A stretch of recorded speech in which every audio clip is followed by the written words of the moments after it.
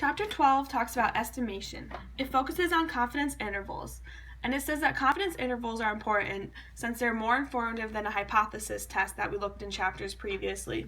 This is because it indicates with a known degree the range of possible effects.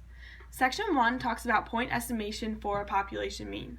It uses a single value to represent the unknown population characteristic. However, a basic deficiency of this is that it tends to be inaccurate. The sampling variability is unlikely to coincide with the population.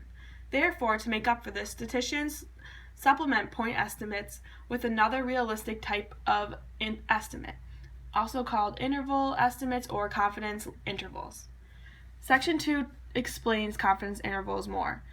It's a range of values that, with a known degree of certainty, includes an unknown population characteristic, such as a population mean.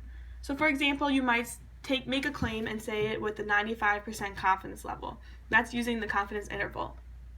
Some important properties of this is, first, the mean sampling distribution equals the unknown population mean. Second, the standard error of sampling distribution equals the value obtained by dividing the population standard deviation by the square root of the sample size. And lastly, the shape of the sample distribution is almost equal to a normal distribution. And this is because as you increase and have a large sample size, it satisfies the requirements of the central limit theorem. You can take a series of randomly selected sample means from this sampling distribution. For each sample mean, you want to construct a 95% confidence interval. That is, you take the mean and add or subtract 1.9 standard deviations.